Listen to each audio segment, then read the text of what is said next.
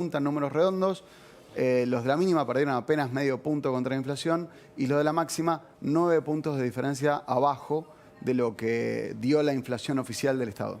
Ahora, Miguel Boggiano, también gracias por estar acá. ¿Cómo se explica esto cuando Alberto Fernández dijo que cumplió con la palabra y que le dio un aumento a los jubilados y efectivamente, como explica Trócoli, los jubilados pierden? ¿Cómo se le explica esto? Me parece que haya mucho que explicar. Él dice algo que no es cierto, nada más. Y de todas maneras, para no complicar a la gente, porque las cuentas de los jubilados son muy complejas y tiene que ver también con cuánto cobraba cada uno, básicamente lo que se hizo fue sacarle el aumento que tendrían que haber hecho a los que tenían las jubilaciones no mínimas y redistribuírselas a las jubilaciones más bajas. Por eso es que el impacto en la jubilación mínima es mucho menor que en las más altas. Así que, además de que el Estado argentino les ha robado a lo largo de los años a todos los jubilados, ahora hay una redistribución unilateral hacia los que menos cobran, en perjuicio de los que también han hecho sus aportes. Teniendo en cuenta además que muchos de los que cobran la mínima nunca jamás hicieron ningún aporte. Claro. Y ese tema también afecta a la caja, ¿no? Bueno, por supuesto, eso es tema de la riqueza ilusoria que uno cree que tiene Argentina. Porque, ¿cómo es lo de la riqueza ilusoria? Bueno, esta idea de que podemos crear jubilaciones porque pobre gente la merece, pero de algún lugar tiene que salir la plata. Entonces, Cristina Kirchner en su momento, ahora no me acuerdo los números, creo que fueron 2 millones de jubilaciones que creó de un plumazo. Y bueno, lo interesante es que los economistas a veces tenemos que marcar la dura realidad que ese dinero tiene que salir de algún lugar y no crece de los árboles. Y en este caso sale de los aportes de los otros jubilados o simplemente sale a través de la impresión espuria de dinero que se traduce en inflación, que la termina pegando a los más pobres, porque así funciona la inflación. Ahora, Trócoli, ¿es posible pensar que siempre se ajusta a los jubilados, más allá de los problemas de la caja, que obviamente todos reconocen, porque es el sector que tampoco puede defenderse o en general, digamos, no tiene agrupaciones detrás para salir a la calle? ¿Hay una mirada sobre ajustar a aquellos que no saben o no pueden, no tienen las herramientas para defenderse lo suficiente? Creo que sin lugar a dudas, te voy hasta patear la pelota de vuelta, creo que la principal razón por la cual se toca el bolsillo de jubilados son dos y muy sencillas. Una es que es una parte muy importante del gasto público, número menos, la mitad de la plata que gasta el Estado la gasta en jubilaciones. Entonces, tocar esa caja significa, con un pequeño cambio, una gran diferencia para el presupuesto. Esta es la tentación más obvia. Y por el otro lado, la única respuesta que tienen los jubilados es ir a juicio. Badaro, para decir el nombre común y recordado, 1 millón de personas a partir de 2006 fueron a reclamarle al Estado una situación muy similar a la de ahora, un atraso significativo en las jubilaciones, y lo que significó es que la justicia le dio de a uno la razón. Esto significa 1 millón de casos, 1 a 1, a lo largo de mucho tiempo, pagado con cuentagotas y con no solo con demora, sino que pagado con una tasa de inflación que se comió aproximadamente 40% de la deuda, para que tengan una idea. Esto es, no pagar a los jubilados resulta muy barato, incluso para aquellos que hacen juicio. Te doy un número que mencionaste así al pasar. Datos a casi un año para atrás. Marzo del año pasado, machete de por medio, por eso te lo puedo decir. Sí, no, por supuesto. 3,5 millones de jubilados sin moratoria, 3.200.000 con moratoria. Estos son los jubilados casi en su totalidad sin aportes, y esto sin contar los que tienen, además de la jubilación, la pensión de arriba y cosas por el estilo. Es decir, en números redondos, la mitad, 47% de los jubilados no aportaron. Ahora, Federico. Yo escuchaba estos días, a propósito de la condena de Vudú, decir que bueno, todas las reacciones contra Vudú es porque él hizo justicia, entonces como justiciero, ahora lo están castigando. Así es como van forjando el relato. ¿Cuál fue el papel de Vudú en realidad, digo, para este sector en particular y para la economía en general? Para los jubilados, Vudú lo primero que hizo, que lo defienden como un acto de justicia, fue defender a las compañías de seguro de retiro en su momento. Esto, si se quieren, es un poco técnico, pero cuando se eliminaron... El tema de las AFJP, ¿no? Exactamente, cuando se eliminaron las AFJP, Vudú fue, antes de ser director ejecutivo del ANSES, el que presenta un proyecto de ley, la 26222, que en ese momento se promocionó como la vuelta a reparto. Vudú fue la cara visible de ese movimiento, pero en realidad hay un artículo que dice eso y hay 8 que defienden a todo el sistema privado que tenía que pagar los retiros por invalidez y las pensiones de las AFJP que estaban completamente desactualizadas. El primer movimiento que hizo Vudú fue defender a la banca. Entonces, de vuelta a relato. Interesante, ¿no? Porque es exactamente lo inverso de lo que se declama. Claro, porque se dice que Vudú terminó con las FJP, el sistema en el que en el gobierno anterior se nos había incluido y volvió al sistema de reparto y por eso tiene los problemas judiciales. Recordemos que Vudú fue condenado hasta por la Corte Suprema en el caso Chicone, con lo cual por más que el discurso sea ese me parece que es indefendible. Ahora, Bogiano, el gobierno dice la economía este año va a andar bien porque hay un rebote o en todo caso un crecimiento que se estima de alrededor del 4%, dentro de la región, para la Argentina en particular, y además la soja y otros vientos de cola que pudieran aplicarse. ¿Es así?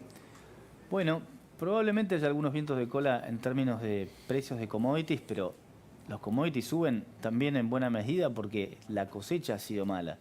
Así que no necesariamente el precio más alto quiere decir que en el total el monto generado por el país suba, no queda del todo claro.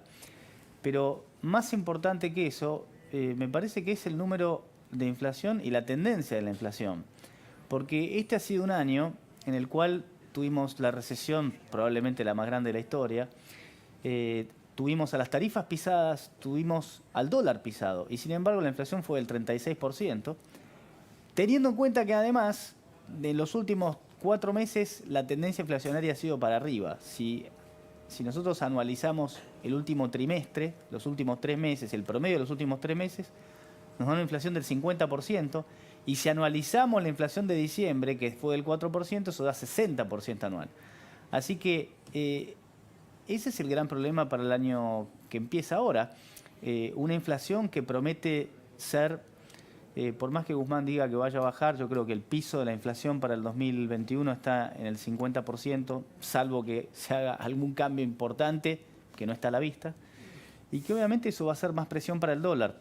Y una vez más, quien le va a marcar la agenda a la política y quizá forzar algún tipo de reforma, aunque sea parcial, creo que va a ser el dólar y la inflación. Quizás soy demasiado optimista, quizás no reformen nada. Bueno, pero el 60% de inflación previsto es lo que ayer hablábamos junto aquí a Martín Tetaz y a Kachanowski también. Es decir, que para usted también la estimación para el próximo, para este año en realidad, puede estar en ese orden.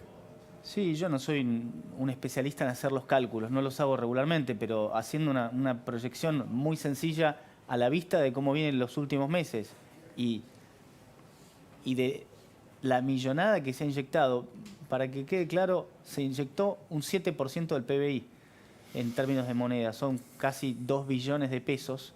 Ajá. En el 2014 la inyección fue del 3%, para que uno tenga idea del tamaño de esta inyección. Y bueno, acá pareciera que hay terraplanistas económicos en el gobierno que discuten que cuando uno imprime pesos eso no tiene una consecuencia inflacionaria. Bueno, me parece que pero ¿cuál es el plan del gobierno a nivel económico, Bogiano? Pero es secreto el plan del gobierno. ¿Cómo? ¿Cuál es el plan? Si el gobierno no parece decirlo. No hay plan. No hay ningún plan. No escuché una sola línea que indicara cómo tiene pensado el gobierno hacer que crezca el país.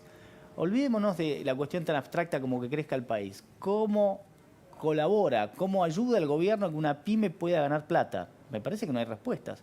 Todo es en contra de eso. Todo es hacerle dificultades con regulaciones, con impuestos, con trabas. Bueno, y sin duda, el mal manejo de la pandemia ha sido un desastre. Una cosa importante, ¿no? En México, cuando le preguntaron a López Obrador, que no estoy ni cerca de su punto de vista ideológico, qué pensaba de la pandemia, él dijo, pero yo no puedo cerrar a la gente. Ustedes saben dónde viven. Porque ustedes saben, México no ustedes están saben lo cerrando. que es México. Bueno, México es uno de los países que mayores contagios ha tenido, Sí. pero ha tenido otro grado de libertad y lo sigue teniendo hoy. Porque hizo una cuenta muy sencilla, pero muy importante. Yo no puedo cerrar a la gente porque destruyo la economía y A la luz de los hechos, termina pasando que la gente se termina contagiando de todas maneras. Claro. Lamentablemente estamos viendo en Uruguay que los contagios están empezando.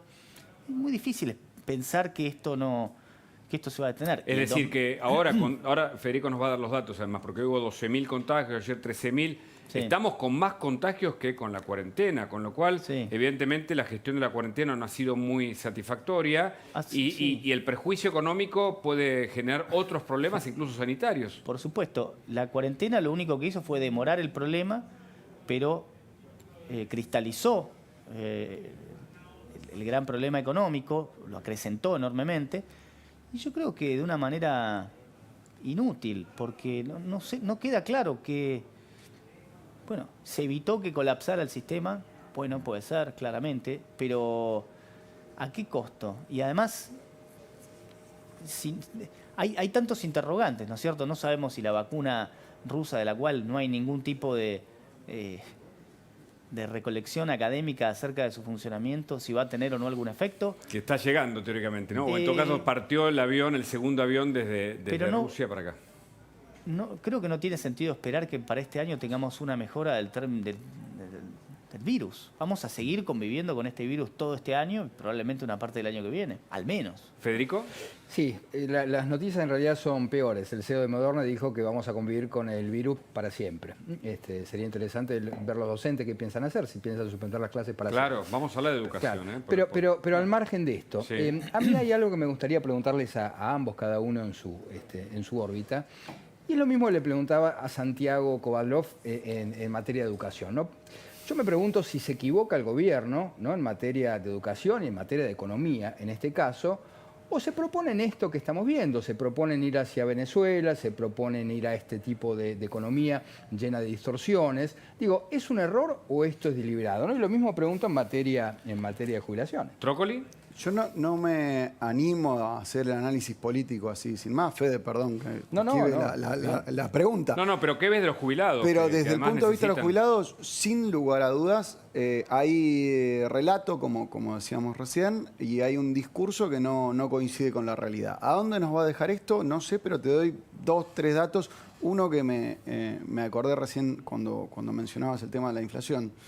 En alimentos, dice la industria alimenticia que tiene un atraso del 35%. Si esto efectivamente se traslada a los precios, la inflación del año que viene mal.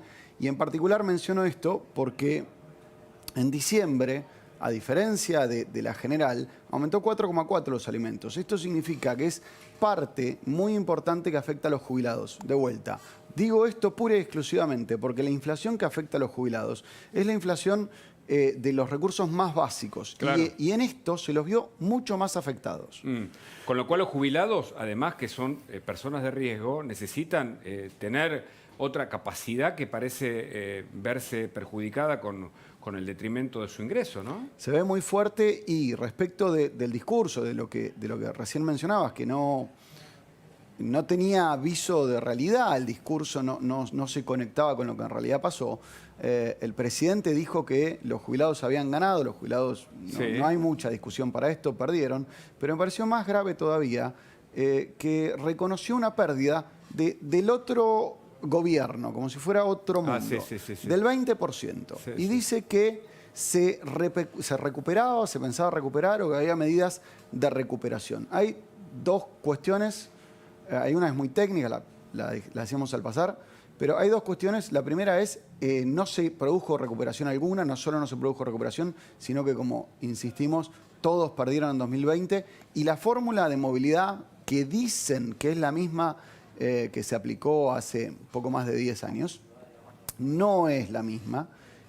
No existe en ningún lugar del mundo, es incoherente, es inconsistente y demás. Pero aún siendo la misma, aún considerando las virtudes que tuvo la otra, el presidente dijo que esa fórmula había hecho subir a lo largo de 10 años 20% a las jubilaciones. Bueno, si vamos a tener que esperar 10 años para que los jubilados recuperen lo que venían perdiendo con el gobierno anterior, no con la Argentina, no con el Estado argentino, y lo que perdieron en 2020, tenemos otros 5 años más de espera, no sé si es Venezuela esto, pero sí digo que los jubilados están muy mal. Pero Boyano Federico preguntaba sobre la idea del gobierno, si es adrede, digo, si el intervencionismo estatal ¿Es adrede o es un desconocimiento y no saben cómo manejar la política económica? Yo no creo que sea adrede, casi que sería sobreestimar a veces su capacidad de gestión. La realidad es que tiene muchas consecuencias negativas para el propio gobierno la destrucción de la economía. Lo notable del año pasado es que el gobierno pareció haber estado actuando como si hubiera estado por entregar el poder, porque era evidente el daño que le hacía a la economía. Porque en la economía de todos los días. ¿Por qué? Y después le quedaban 3 años. ¿Pero por qué? ¿En qué lo veías esto? Bueno, se veía en la caída general del consumo, en la caída del trabajo, del empleo. Entonces, Perdón, se ve en la calle. cierre de enorme cantidad de... Creo que cerraron, ahora no me acuerdo el número, porque no quiero errar por los números y decir cualquier cosa, pero la cantidad de pymes que cerraron fue récord también. ¿Y ahora qué pasa? Bueno, ahora no sabemos, porque grabamos al maíz y no grabamos al maíz. Cerramos Ezeiza, no cerramos Ezeiza. A la noche se puede salir, a la noche no se puede salir. Entonces nada sabés. Porque mira, fíjate una cosa, cuando vos pones el fantasma de la incertidumbre, ya paralizás directamente. El fantasma de la incertidumbre. Porque vos no podés tomar ninguna decisión de tipo económica. ¿Va a haber clases o no va a haber clases? Eso también tiene consecuencias. El tipo que tiene que estar produciendo útiles. ¿Produzco útiles o no produzco útiles? No sé, porque no sé si va a haber clases. ¿Se puede viajar? ¿Van a cerrar la frontera o no van a cerrar la frontera? No sabemos. Entonces, las agencias de viajes paradas, porque nadie quiere comprar pasajes, porque no saben si pueden ir o no. Ahí está el punto. El fantasma de la incertidumbre... frena todo. Ajá. Frena prácticamente cualquier actividad. Entonces, simplemente el rumor de que sea una posibilidad hace que la gente decida no hacer nada. Y eso se te traduce a cualquier tipo de actividad. ¿Y el empleo? Y el empleo es consecuencia también de que vos puedas tomar alguna decisión de inversión. Que vuelvan los IFE o los ATP. Porque alguien... Bueno, pero lo que pasa es que el IFE y el ATP son los causantes de que hoy tengamos la inflación que tenemos. Porque si no, hagámosla más fácil. ¿Por qué vamos a darle IFE solamente a las empresas? ¿Por qué no triplicamos el IFE? ¿Por qué no le damos IFE a todos? ¿Por qué no prendemos la máquina al Banco Central full time y sacamos a toda la gente de la pobreza? Obviamente, eso es tan ridículo que no se lo cree nadie. Pero cuando uno lleva el argumento al extremo, queda claro que eso no resuelve la cosa y al final estaríamos pasándonos todo papelito de colores que no tiene ningún valor. Ahora, hay un sector del gobierno que lo ha dicho y lo ha escrito en libros que sostiene que la emisión no genera inflación. Bueno, Federico, ¿qué querés que haga? También hay gente que sostiene que la Tierra sigue siendo plana. Yo no discuto, no le dedico un segundo. ¿Qué va a hacer? ¿Hay terraplanistas en el siglo XXI? Bueno, para mí tienen más problemas psiquiátricos que otra cosa. Sí. ¿Guzmán es terraplanista en ese contexto? Guzmán no creo que diga que la inflación, que la inyección monetaria no genera inflación.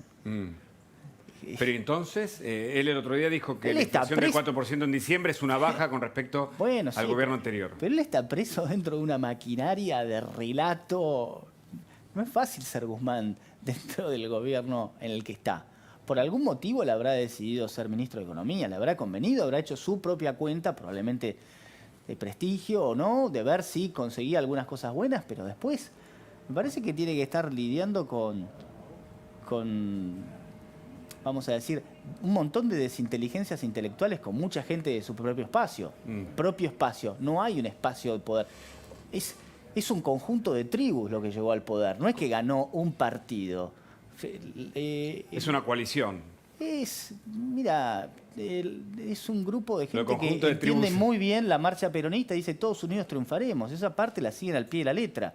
Después, cuando ganaron, Cristina Kirchner ni siquiera lo saludó a Massa arriba del escenario, porque probablemente se odien, pero no importa. El objetivo era ganar, objetivo cumplido, y después vemos cómo nos peleamos, porque están en eso, ¿no? Me hiciste acordar a un detalle, en realidad, dentro de todo esto, que es el proyecto de salida de economía de movilidad de los jubilados le restaba un 5%. El aumento de salida de marzo se daba a cuenta, el aumento de diciembre se daba a cuenta del aumento de marzo. Eso es línea directa del ministro de Economía, eso es lo que firmó el presidente de la Nación y se envió al Senado. Duró 48 horas. Pero hay tantas cosas, ¿no es cierto? Esto afecta, decíamos, a la mitad del acordate que presupuesto. Guzmán dijo, no vamos a endurecer el cepo, y a los 7 días lo estaba endureciendo. Es decir, el valor de la palabra es cero. Claro. Es cero. Entonces, eso también impide... Eso es como la versión más inmediata de la inseguridad jurídica. Porque inseguridad jurídica quiere decir, no sé si me van a cambiar las reglas. Acá lo que sabés es que no hay reglas. No hay Que reglas. te pueden cambiar mañana. ¿Puedo abrir de 6 o no? ¿Puedo viajar en avión de cabotaje? Sí o no. Claro. Pues, si me fui de vacaciones a Neuquén. ¿Puedo ir a Bariloche? No sé, depende de quién, del policía, si te deja o no. Fui a Mar del Plata. ¿Puedo ir a Miramar? No sé. A ver, es todo un delirio. Sí, de hecho a nivel restricciones no sabemos bien cómo van a seguir los próximos meses. Nadie sabe. No hay reglas, pero hay datos, y los datos los tiene, como siempre, son muy buenos. Silvina Martínez. Hola, Silvina, buenas noches. Gracias por este contacto, como siempre. Contanos tus novedades, por favor. Bueno, mira, ¿qué es lo que se viene en el marco de la justicia, ¿no? Que siempre Claro, venimos la hablando. justicia ¿Cuál es amiga, ¿no? La nueva justicia. Exactamente. La que surge Kovadlov del decide. informe de la Comisión Meraldi, que fue a fines del año pasado, que mucho no se supo, hubo un resumen. Bueno, accedimos a este informe. Mirá los datos que surgen y lo que se viene en los próximos proyectos a presentar en extraordinarias y en ordinarias. Una nueva ley orgánica para la Corte Suprema. El ojo está puesto en el alto tribunal. A Cristina no le gusta lo que resuelve, no le gusta el presidente Vudú, y es un objetivo. Agenda de casos en la apertura del año judicial. Lo que buscan es que al comienzo digan todos los casos que van a tratar, para que la Corte no saque un conejo de la galera en la mitad del año o en el medio de un año electoral. Es otra de las cosas que van a proponer.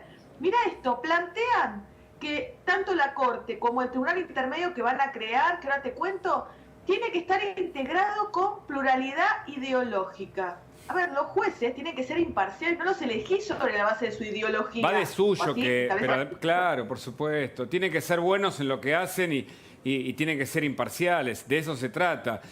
Ahora, es increíble porque los exabruptos, después me vas a contar de Peñafort, de la abogada, que se equivocó la Cámara de Casación Federal, la de Comodoro Pi, con la de Mar del Plata.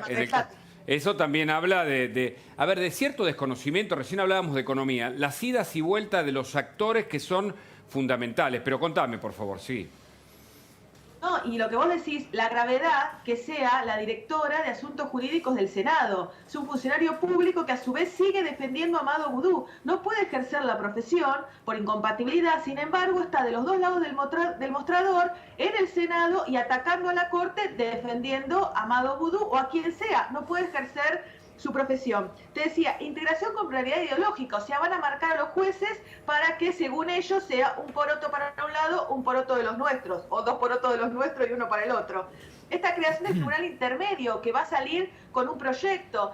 A ver, no se trata de evitar que los juicios sean más rápidos, sino como no pueden elegir los miembros de la Corte, van a taponar a la Corte con este tribunal de diferentes salas, de diferentes materias, y escucha esto, la integración no va a ser como los miembros de la Corte con mayoría, sino como se designan los jueces federales comunes.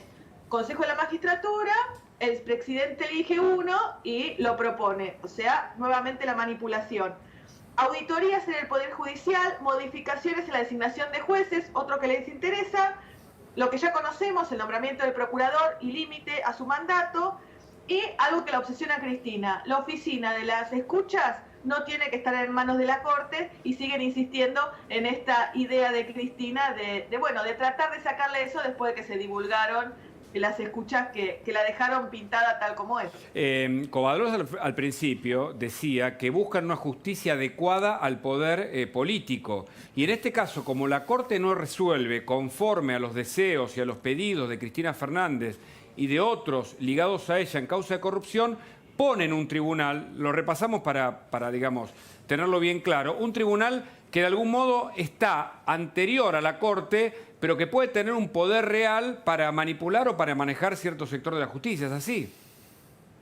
Exactamente, vos pensás que lo que quieren hacer es limitar los casos que lleguen a la Corte. Correcto. Hoy, si bien están limitados, competencia originaria en algunos casos, en otros vas por recurso extraordinario, es muy técnico, pero para que se entienda, lo que quieren hacer es poner un tribunal que vaya entre el juzgado de primera instancia, la Cámara, en todos los juzgados federales. Pensá que en el penal está a su vez la Cámara de Casación y vendría otro tribunal por encima, en los otros casos serían solamente 3. O sea, una causa te demoraría 20 años, pero lo que trataría es que, bueno, la Corte se le diluya el poder y designando a jueces amigos sería mucho más fácil para el kirchnerismo taponar y licuar, en este caso, el poder de la Corte y, bueno, también de los otros tribunales cuando no le resultan tan afines o tan adeptos a los intereses de Cristina. Ahora, la solicitada pidiendo el indulto a Vudú. Ahora es Milagros Sala la que le pide al propio presidente que actúe o que actúe conforme a una justicia que tiene que ser reformada porque no la beneficia a ella. ¿Qué significan estos intentos, Silvina, desde el punto de vista judicial?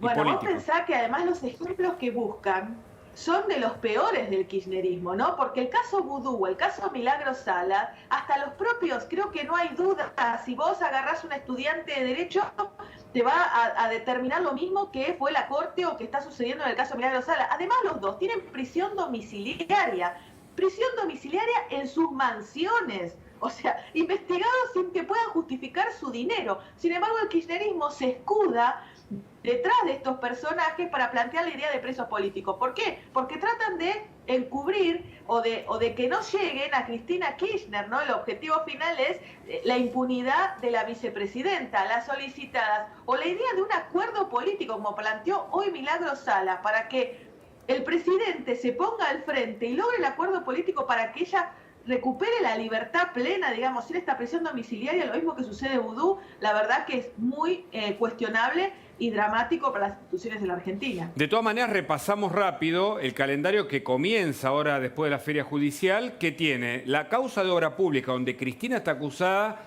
de ser jefa de asociación ilícita, de una asociación ilícita para beneficiar al Grupo Báez en la obra pública, 51 obra pública. Comienza en una ronda de testigos y va a transcurrir durante todo este año. Esa es una causa importante, ¿no? Exactamente, y atención, que el testigo más importante va a ser Alberto Fernández. Está citado, está propuesto y seguramente le toque declarar este 2021 año electoral.